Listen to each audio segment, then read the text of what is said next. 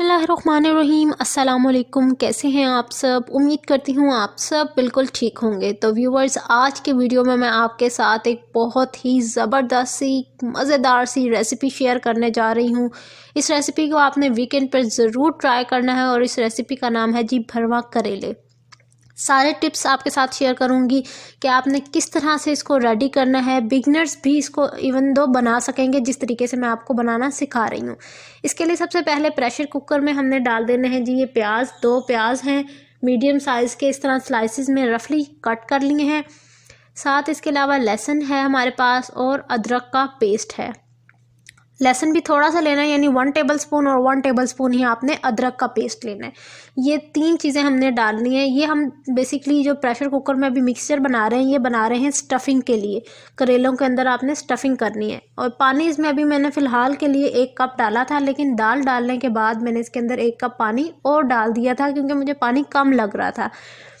अब यहाँ देखिए मैंने दाल भिगो कर रखी हुई थी। ये तकरीबन 2.5 कप जो है मेरे पास ये दाल थी, जो कि मैंने ओवरनाइट भिगो कर रख दी थी ताकि हमारी दाल जो है वो फटाफट से गल जाए, उसमें ज़रा भी टाइम ना लगे, ज़्यादा टाइम टेकिंग ना हो प्रोसेस।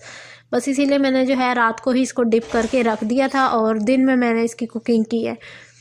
ठीक है जी, यहाँ पर दाल हमने सारी जो है वो ऐड कर दी है इसके अंदर। अब पानी 1 कप मैंने मज़ीद और डाल दिया, यानी तकरीबन हमने 2 कप पानी इसमें ऐड किया है। साथ कुछ मसाले हैं जिनमें है 1 टेबलस्पून नमक, 1 टेबलस्पून लाल मिर्च का पाउडर, हाफ़ टेबलस्पून हल्दी, हाफ़ टेबलस्पून धनिया पाउडर और हाफ़ टेबलस्पून ही हमने जो है जो गरम मसाला है वो ऐड किया है। साथ एक दालचीनी का पेस्ट ऐड कर दिया ताकि उसका जो फ्लेवर है वो मज़ीद मज़ेदार हो जाए। 5 से 6 मिनट जब वेट हिल गया था, उसके 5 से 6 मिनट के बाद मैंने जो है प्रेशर कुकर को ओपन कर लिया था, तो पानी भी सारा खुश्क हो चुका है यहाँ पर देखिए, और दाल भी हमारी ज़बरदस्त सी गल चुकी है। अब हमने जो है क्या करना है, इस दाल को दरदरा सा जो है कूट लेना है। कूट लेना है अच्छे से, यानी चॉपर में ज़्यादा चॉप नहीं करना, बहुत दरदरा सा। ये देखिए मैं आपको दिखा रही हूँ इस तरह से, इतना सा ये जो है दरदरा सा पीस हुआ हो। जिस तरह से दाल ज़्यादा अगर हम बिल्कुल ही मुलायम कर देंगे ना, तो उसका जो फ्लेवर है ना वो निकल के नहीं आएगा। अच्छा, अब करेलों की बात करें तो करेले जो है ना उनको मैंने काट करके इस तरह से सेंटर से, और इसमें से जो भी इसके सीड्स वगैरह थे वो निकाल दिए थे, और उसके बाद मैंने इसको अच्छे से साफ़ कर लिया। और एंड पर फिर मैंने इसमें नमक डाल दिया। नमक जो है इनके अंदर भी लगाना है, थोड़ा थोड़ा सा नमक लेकर वो लगा के ओवरनाइट के लिए इसको भी दाल के साथ ही रख दिया था, ताकि जो कड़वाहट है ना, जो कड़वा पानी है वो सारा इसमें से रिमूव हो जाए। देन उसके बाद इस तरह का एक कपड़ा लिया मैंने, बारीक सा, जो भी रुमाल होता है जो रोटी रखने के लिए होता है, इसको लिया और इसकी हेल्प से इसको निचोड़ लिया अच्छे से। इनको निचोड़ने से ये हुआ कि अब ज़रा भी कड़वे नहीं लगेंगे। साथ मैंने ये देखिए एक थ्रेड ले लिया है। ज़रूरी नहीं है कि आप वाइट कलर का ही थ्रेड लें, आप कोई सा भी थ्रेड ले सकते हैं। और ये देखिए मैं आपको दाल भी दिखा रही हूँ इसीलिए, ताकि आपको मज़ीद और जो है क्लैरिफिकेशन हो जाए कि दाल आपकी किस तरह की होनी चाहिए, कितनी नरम होनी चाहिए, कितनी सॉफ्ट होनी चाहिए। अब हमने फिलिंग का प्रोसेस शुरू करना है। अच्छा, यहाँ पर करेले के साइज़ पे डिपेंड करता है कि आपने कितने साइज़ है आपका करेले का, उसके हिसाब से फिलिंग करनी है। यहाँ देखिए, आप चाहें तो दाल की भी की जगह कीमे की फिलिंग कर सकते हैं, चिकन के कीमे की, बीफ के कीमे की या मटन के कीमे की। ज़्यादातर लोग जो हैं वो चिकन की और बीफ की जो है फिलिंग करते हैं, लेकिन मैं दाल की फिलिंग, हमारे घर दाल की फिलिंग होती है। ठीक है, तो ये देखिए इस तरह से करके हमने करेले के जो साइज़ है उसको ठीक सेट कर दिया, बिल्कुल उसमें दाल डाल दी और उसको अच्छे से जो है उसमें स्टफ़ कर दिया। यानी बस अब ये जो धागा है इसको थ्रेड को ओपन कर लेना है और इसकी जो है इर्द गिर्द धागा लगा देना है। धागा लगाने से क्या होगा, एक तो आपकी ये दाल बाहर नहीं निकलेगी, फिर मज़ीद ये कि इसे जब आप कुक कर लेंगे ना, तो कुकिंग के दौरान ये जो है करेला आपका खुल नहीं जाएगा। अगर सेंटर से ये खुल जाए तो दाल सारी अंदर मिक्सचर में मिक्स हो जाए, जो करी इसकी बनेगी।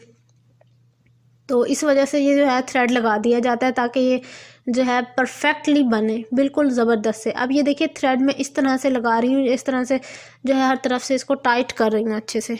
बस जब खाना हो आपने, खाने के टाइम आप इस थ्रेड को उतार लें। देखिएगा कितना मज़ेदार सा जो दाल का फ्लेवर है ना वो करेलों में एब्जॉर्ब हो जाता है। इस तरह करके आपने जितने भी करेले हैं उन सब को जो है उनकी स्टफिंग कर लेनी है अच्छे से। और ये देखिए इस तरह की ये लुक आ रही है हमारे करेलों की, बहुत मज़ेदार बनकर तैयार होते हैं। साथ ही हम जो है यहाँ पर मिक्सचर भी रेडी करने हैं, यानी जो इसकी करी से हमने रेडी करनी है। उसके लिए यहाँ मैंने कुकिंग ऑयल ले लिया है जी 1 कप, और साथ मैंने ये देखिए एक जो प्याज थी बड़ी वाली, जो फुल साइज़ की प्याज होती है, उसको कट करके उसको हल्का हल्का रफली चॉप कर लिए। ये ऐड कर देंगे ताकि ये इतना फ्राई हो, इतना हम जो है अपने करेलों का जो हमने जो स्टफिंग वो तैयार की थी करेले, वो इनको भी फ्राई कर लेते हैं। इनको फ्राई करके ये होगा कि आपकी जो कुकिंग है ना वो मज़ीद और इजी हो जाएगी, मज़ीद आप जल्दी जल्दी से बना सकेंगे। करेलों को आपने ज़रूर फ्राई करना है, चाहे आप जो है मिक्स भरे हुए करेले बना रहे हैं बेसिकली, या फिर आप इसको कट करके बना रहे हैं, फ्राइंग ज़रूर हो करनी है आपने। ठीक है जी, ये देखिए अब मैंने जो ऑयल है वो अच्छे से गर्म हो चुका था और उसमें करेले डाल दिए जिनको हमने दाल की स्टफिंग जिनमें की थी। आँच इस टाइम आपने, जब आपका फुल ऑयल गर्म हो जाए ना, फिर उसके बाद आपने आँच जो है वो मीडियम टू लो रख लेनी है, ताकि करेले अच्छे से जो है वो फ्राई हो जाएं, कच्चे ना रहें। ठीक है, यहाँ पर देखिए जो हमारे प्याज हैं वो अच्छे से फ्राई हो चुके हैं जितने करने चाहिए थे। और अब हम इसमें मसाले ये सारे ऐड करें, जिनमें है लहसुन का पेस्ट, धनिया, हरी मिर्चें, अच्छा इसके अलावा दालचीनी का पेस्ट है, दालचीनी का सॉरी मैंने पीस लिया है, आपके पास अगर पाउडर है आप वो पाउडर ऐड कर दें। इसके अलावा हल्दी ऐड किया, नमक ऐड नहीं किया क्योंकि आपको मैंने स्टार्ट में बताया था कि जब करेले हम लोगों ने ओवरनाइट के लिए रखने हैं तो उसमें नमक लगा के रखना है, तो नमक तो रिमूव नहीं हुआ, तो जो करेलों में नमक है ना उसी का फ्लेवर आपकी करी में आएगा, आपको नमक एक्स्ट्रा डालने की ज़रूरत ही नहीं है। साथ ही यहाँ मेरे पास ये फ्रोज़न जो है टमाटर थे, ये मैंने इसमें ऐड कर दिए हैं। मैं हमेशा जो है सालन के लिए जो टमाटर हैं वो हमेशा फ्रीज़ करके रखती हूँ, ताकि सालन ज़रा जल्दी क्विकली बन जाए हमारा। बस ये यहाँ पर फ्रोज़न जो टमाटर, अच्छा आपके पास तो फ्रोज़न ना हो तो आप इसके अंदर 3 से 4 जो है लाल कलर के जो फुल पके हुए टमाटर हैं ना वो कट करके ऐड कर दें, और फिर इसको लो आंच पर कुक होने के लिए छोड़ दें ताकि मसाला आपका बहुत अच्छा सा तैयार हो जाए। दूसरी तरफ मैं जो है करेले भी साथ साथ फ्राई कर रही हूँ दूसरे स्टोव पर, ताकि जो खाना है वो हमारा फटाफट से रेडी हो जाए। बस 5 से 6 मिनट मैंने इसको कुक किया है, और उसके बाद देखिए हमारी कितनी मज़ेदार सी जो ग्रेवी है वो रेडी हो चुकी है, बहुत मज़ेदार, बहुत फ्लेवरफुल। बस अब हम इसके अंदर जो दाल बच गई है ना करेलों की स्टफिंग के बाद, वो भी इसमें ऐड कर देंगे। वो ऐड कर देंगे, उसको वेस्ट नहीं करना, उसको डाल दें आप साथ ही करी में ही ना, जो ग्रेवी आप रेडी कर रहे हैं उसमें ही। ये दाल मैंने इसमें ऐड कर दी थी, साथ थोड़ी सी हरी मिर्चें डाल दी थी ताकि मज़ेदार सा फ्लेवर आए हरी मिर्चों का भी। अब जो हमने करेले फ्राई कर लिए हैं, देखिए फ्राइंग के बाद की जो करेलों की लुक होती है वो कुछ इस तरह की होती है जैसे मैं आपके साथ शेयर कर रही हूँ। हल्का सा गोल्डन ब्राउन करना है बस आपने, करेलों को डार्क कलर नहीं देना।